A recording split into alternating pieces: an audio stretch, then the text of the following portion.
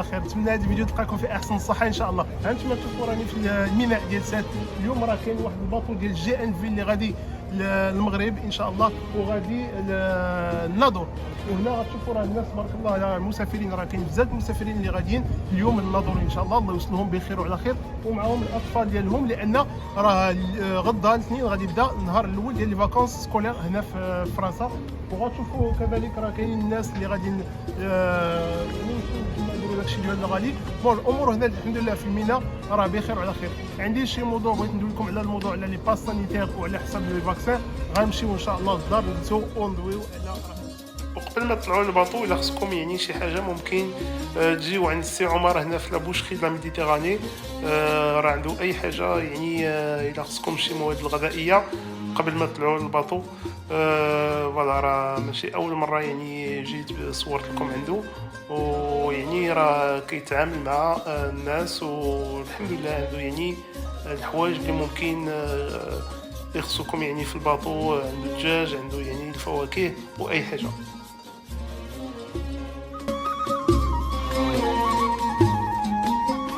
مشاهدينا السلام عليكم مرة أخرى.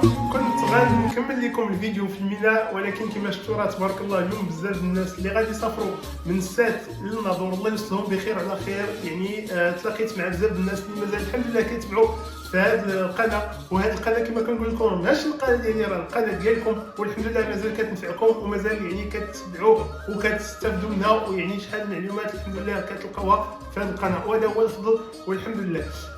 اش بغيت نقول لكم، بزاف الناس تما تلاقيت معاهم ودويت معاهم، وشحال من واحد يعني كان شويه مستريسي وكان شويه خاف واش ممكن ندوز المغرب بباس بلا باس سانيتير، لان لقيت الناس ماشي فاكسيني ودابا كيسمعوا بان راه خافوا واش ممكن ندخل المغرب غير بالتيست بي سي ار. المهم على حسب القرار الجديد اللي قرروا بان الناس اللي ساكنين في اللائحه ب بحال فرنسا يعني ضروري يسافروا بالتيست بي سي ار ما يفوتش 48 ساعه او الفاكسين. دونك خصهم ضروري لو تيست بي سي ار وخصهم يعني لو باسبور فاكسينال. خصكم تعرفوا وراكم سمعتوا من لو 21 في هذا الشهر راه ولا يعني لو باس سانيتير في المغرب ولا يعني داك يعني باس سانيتير ولا اوبليغاتوار باش دير اي حاجه في المغرب. يعني غادي تدخل القهوه، غادي تمشي للريستوران، غادي تمشي للحمام، غادي تمشي للمدينه حتى المدينه، ولا تدخل السبيطار ولا اي بلاصه خاصك يكون عندك باس سانيتير. هذه ولات اوبليغاتوار. مالوغوزمون يعني كنقول مالوغوزمون هذه القضيه يعني جات شويه في شكل، لان فعلا ماشي اوبليغاتوار يعني دير الفاكسين. وانا براسي يعني ماشي شي واحد اللي ضد الفاكسين، الحمد لله درت الفاكسين عندي باس سانيتير ديالي، وانما كتبقى يعني الحريه ديال البنان اللي بغى يدير الفاكسين يديروا، اللي ما بغاش ما يديروش. انما هنا في فرنسا بحال يعني بغيت تدخل لواحد لاندغوا كلوب بحال لي ريستورون ولا بحال سميتو لي سال دو سبور ولا السينما، ولا بغيتي تسافر خصك باس سانيتير، انما كيخليوك الحريه ديالك. الا ما عندكش باس سانيتير كتمشي كدير يعني واحد تيست اما انتيجينيك اما تيست بي سي ار باش تمشي يعني لهاد البلايص اللي قلت لكم. المغرب لا داروا باس سانيتير اي بلاصه. انا شفت شي فيديوهات اليوم وصراحه يعني تفاجات شويه وجاويه شويه عجيب. بلا ما كيكون جالس في القهوه كيجيو كيدوروا عليك 6 ولا 7 البوليس ويعني المخازنيه باش يطلبوا لك الباس سانيتير. جات شويه زعما في شكل. وايضا شفت واحد الفيديو يعني اليوم يعني الدخله ديال المحطه الطرقيه يعني ديال فاس يعني واحد الباراج يعني في شكل اللي عنده باس يدخل، اللي ما عندوش باس ما يدخلش. يعني علاش ما يديروش اللي عنده الباس فعلا راه بغا يحميو البلاد، وهذه راه يعني مفهومه. انما ممكن انا ما بغيتش ندير يعني الفاكسين نمشي ندير التيست بي سي ار ولا تيست انتيجينيك وسميتو نسافر به. يعني هذه عادي جدا.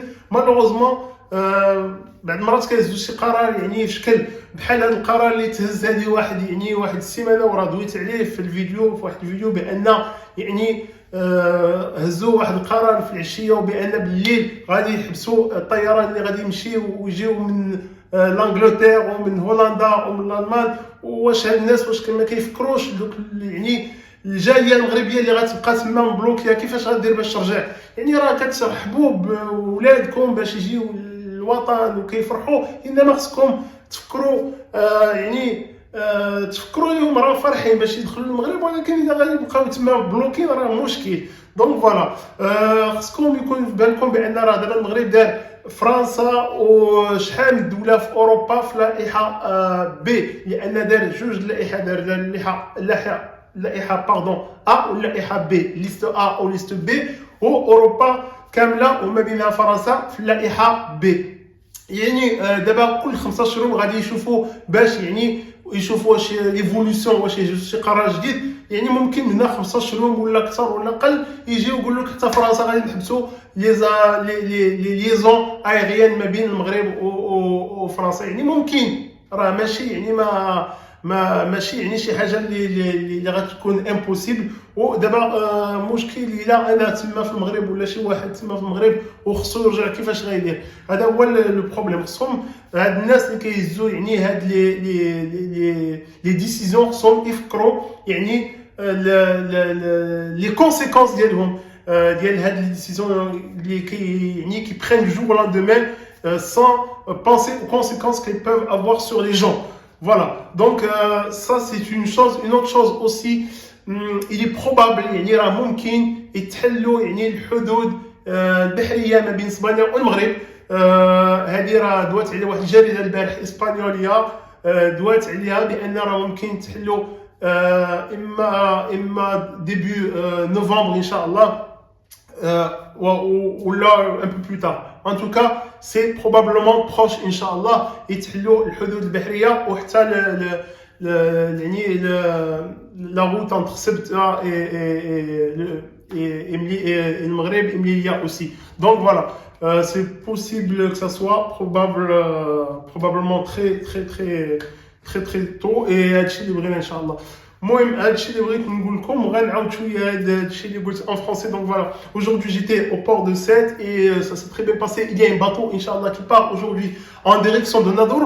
Il part de Sète à Nador. Donc voilà, j'ai rencontré beaucoup de gens qui suivent encore cette chaîne et c'est vraiment, ça me fait très plaisir parce qu'ils prennent des informations utiles, des informations qui leur sont utiles et c'est ça le plus important pour moi. Donc voilà, j'ai rencontré des gens et je remercie la petite, je me rappelle plus son prénom mais elle doit se reconnaître. Un prénom, machallah, très joli prénom, mais je me rappelle pas beaucoup, donc elle doit se reconnaître. Elle a aussi une chaîne YouTube, donc New Hate, je crois, ou quelque chose comme ça. Oui, je te remercie.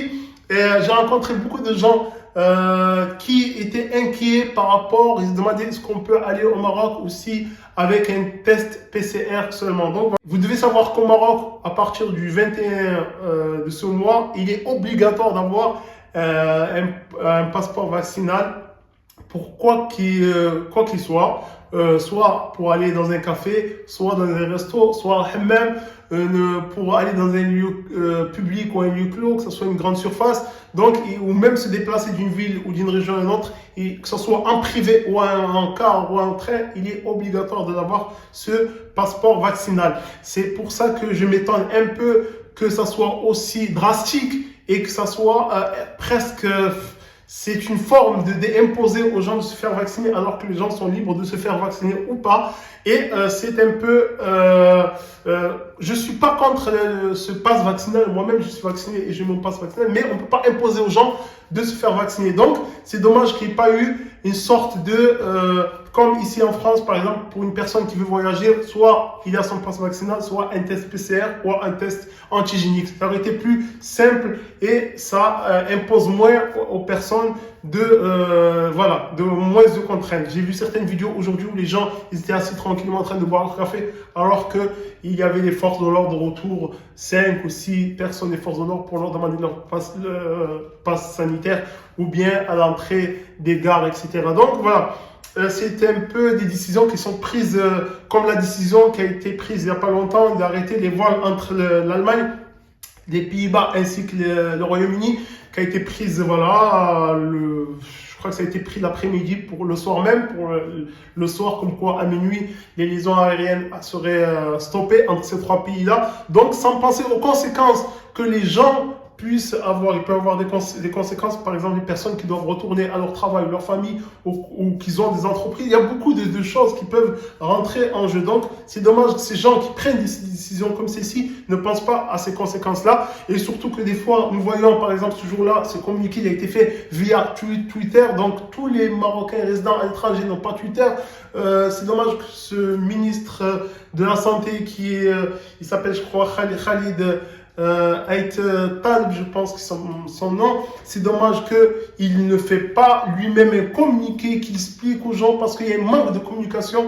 Et voilà, je ne voudrais pas parler de politique parce que j'essaie de m'en éloigner le plus possible. C'est pas mon objectif, mais ces choses-là doivent être dites. Voilà.